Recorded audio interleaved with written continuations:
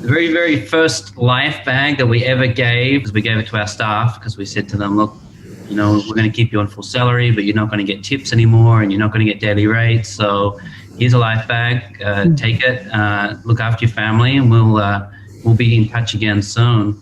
A lot of these people who were friends and family that were asking us to help start with, we actually didn't help them first. We went to the communities that were wider than that, ones that we felt were in more need.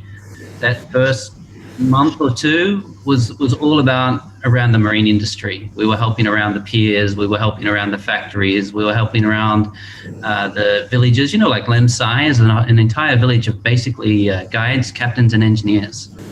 So by time April hit and we were starting to feel it, and we went into lockdown and everyone was like, this is bad. I'm like, well, this is the fourth month of bad for some people. You know, like, I don't know if you remember the reports back then, but they were talking about 2,000 Chinese guides out of work since January. And these are Thai guides that are trained to look after Chinese customers, and they've been out of work for 4 months before we've even felt 1 month worth of pain. So that was really the kind of what inspired us to start giving in that area, and it just grew out from there. You know, we became really efficient at it. We were really bad at it to start with. You know, we made more mistakes than you could ever possibly make in the first few weeks of giving, and you just learn the process over. I say to anyone, I think that charity is great, but there's an art form to doing charity in parts of Asia, and the way that you give and how you respect people. You know, it's like if you think about some of these villages, you know, you take, for example, Alpor. It's a very strong Muslim village. The men in that village, they don't want to be seen to be being given a handout from another man, and you know, so we have some complications here that we have to deal with. And Lisa and I learned very, very fast how to respectfully give and help people stand up without them making feel like they were belittled. And that was really important to us. And I think from there things evolved. You know, like we went from we started originally just giving, you know, not even packing the rice down. We were just giving 5 kilogram bags of rice, and then we started to see more and more need, and we're like, well, we can't scale budget as much as we can to meet the needs. So what we need to do is scale the size of what we give down so that we can give more people. And that was kind of, you know, the essence of life bags. And then Amy and Nando from Sutai joined us, and one of my houses, we took all the furniture out of it. All we had was an air conditioner. And we just get supplies delivered to the house, and we would go and we would pack in the house, and Amy and Nando would come, and Hunter would be running around crazily around the house trying to help us pack, and then there'd be rice everywhere. And then we kind of scaled from there. We went like, how do we help more people? And we're like, well, let's move it to Sutai and pack at Sutai. And then so we started packing at Sutai, and then how do we help even more people? And that's when One Phuket became involved. We should be proud right now. We did 4,900 life bags last week.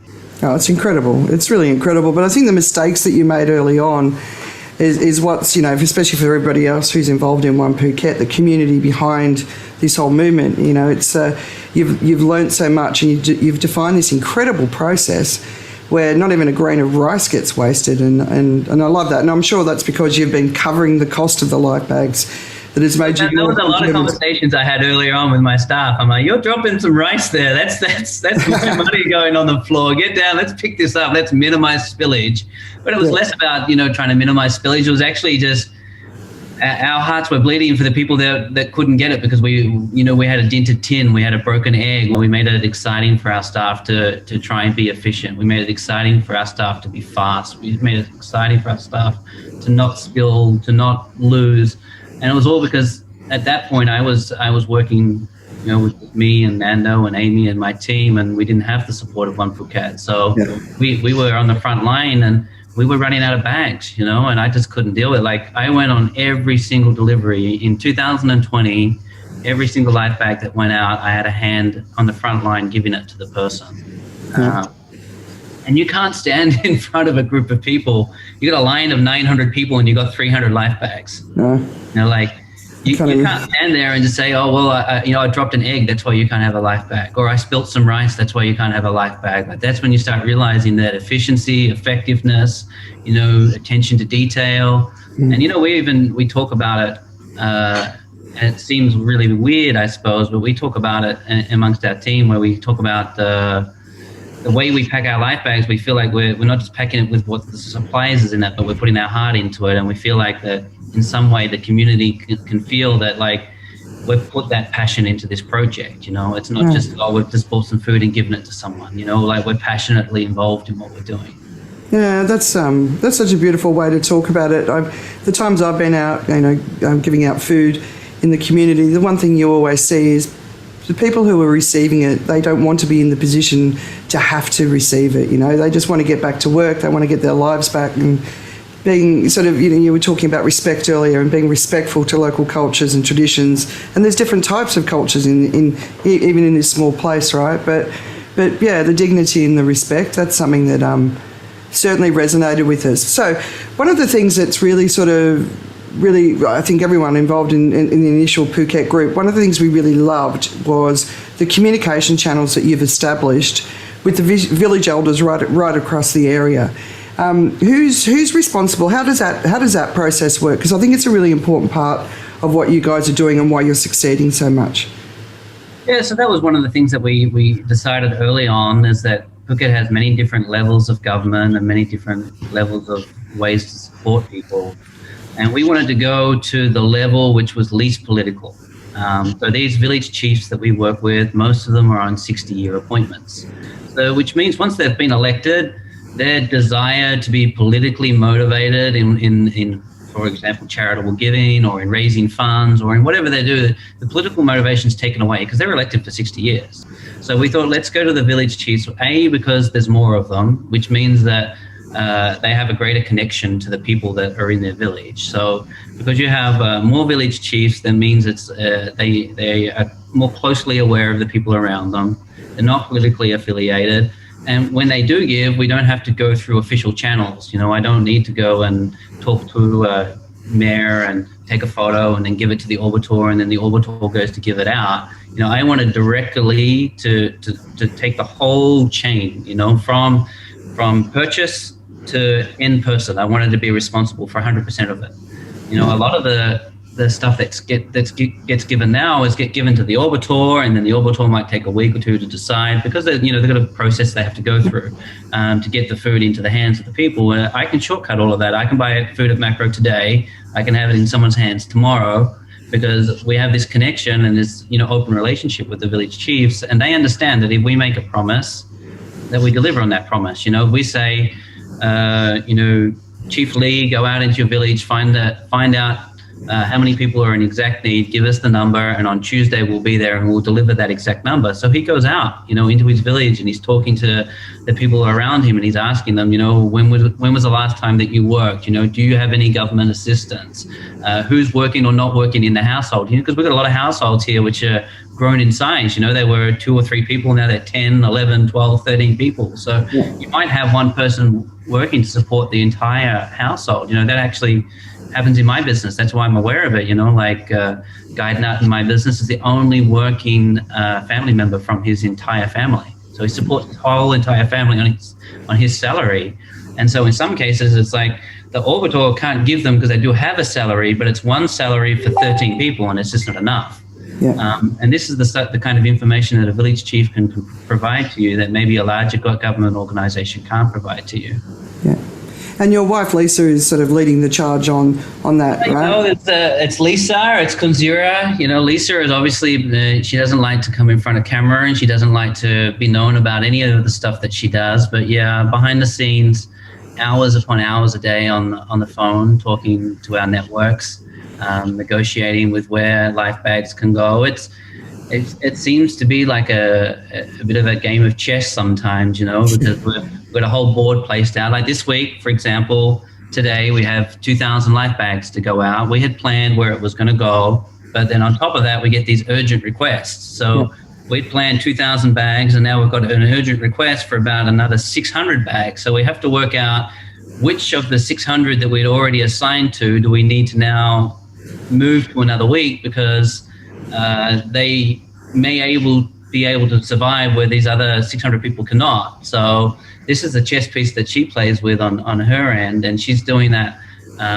in consultation with Kunzira, with Guide Nut, Guide Luck, in our team. So our Thai team is actually quite good, and it's very big right now. Kunzira, I laughing with her because everywhere she's got about 6 helpers with her, who go and help her to deliver the life bags. But they're all working their phones to keep up with all the requests because Zira's got like a direct line that comes not just through the village chiefs anymore.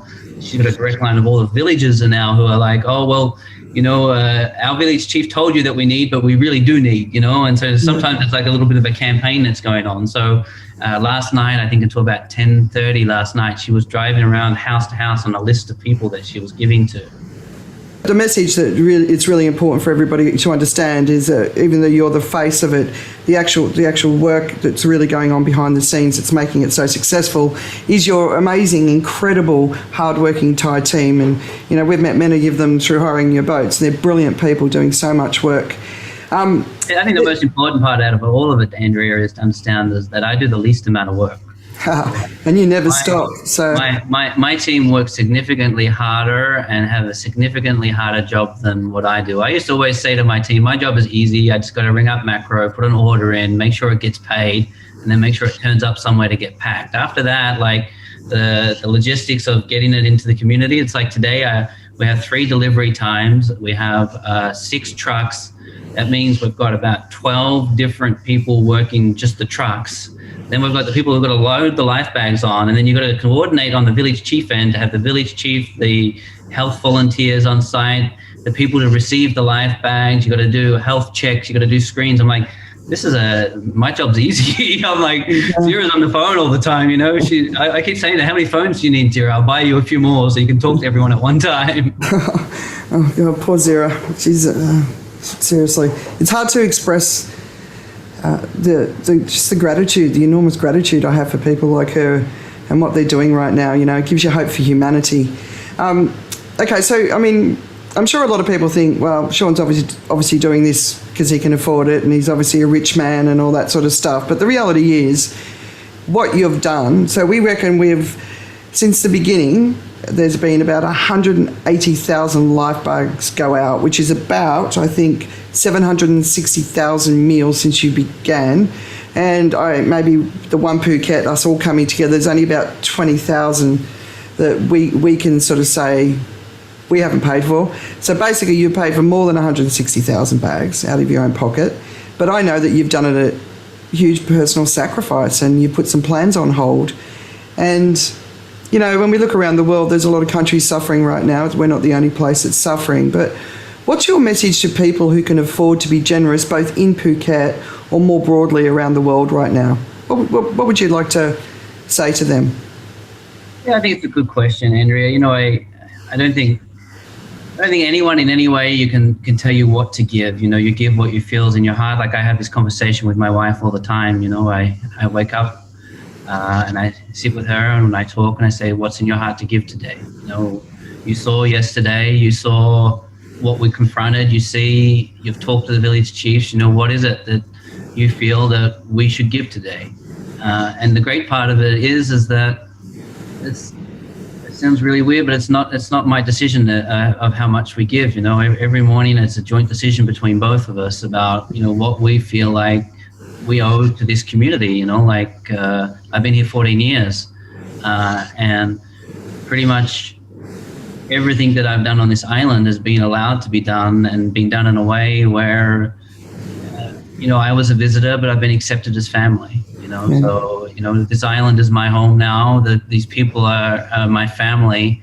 When you're an expat, the concept of family changes, living in Australia, you got a mom and dad, a grandma and uncle. Over here, I've got more family than I've ever had before, and so I would say to the people on the island, it's like, we're not looking to compete. We don't care what you can give, or how you can give. What we really want you to do is just to give. Start that process. Because the first time you give and you see the look in someone's eye, you see that photo on Facebook that Andrea posts, you see that video of Zira, that's going to change you. That's going to be the moment when you realize and say, well, there is something bigger than me. I'm lucky I've got a villa. I'm lucky I got a house. I'm lucky I've got a job. I'm lucky my kids go to a nice school.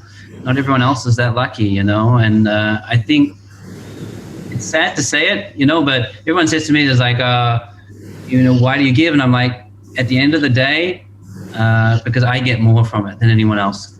Yeah. The person on the other end getting the life bag, okay, they get to eat. But me, on my end, it gives me more satisfaction than anything I've done in my life. I keep thinking about, once COVID ends, how am I ever going to go back to just running a boat business? It's not fulfilling. I don't, quite honestly, it's sad, but it's not going to fulfill me. It'll be like, I need to look at the next thing that allows me to create. You said it yourself. You said Kunzira hopes she goes into politics. Well, if I was to walk away from this entire COVID thing and say, hey, we helped to feed some people, but more importantly, we built some amazing Thai leaders, some amazing, a generation of Thai leaders who understand service, who understand community, who understand how to give, how to look after their people. That's the biggest goal. And that's completely irrelevant to what you're asking me. You're asking me, what should people give? I'm like, well, you give what's in your heart, what you can afford to give, and realize that what you're giving is not just the life bag that go into that person, but you're helping to build a bigger and wider community of people who care. This is the most important part about One Phuket, is that we're all together, we're all supporting each other, and let's hope that when COVID goes away, there's another thing that we're going to go and solve together, because this is what the world should be like, all working towards a positive goal. I agree. Just think of the legacy just in that small community of people that you've watched grow, and this is a time to step up and lead in the world in any way. There's so many ways you can help. You can raise awareness if you've got no money. You can donate, and we do need some big chunky donations right now to get us through this time. And thank you to everyone who's been so incredibly generous. And some people can donate 160 baht. Some people can donate 100,000 baht, and both are as valued as each other. So don't ever think that you're not doing enough. You are, and we really appreciate it. And Shaun, we really appreciate you and your team and your family. And, Nando and Amy and everybody who's involved. It's incredible watching what you're doing. I feel, I'm telling the stories, and I just feel, I wish I could do more.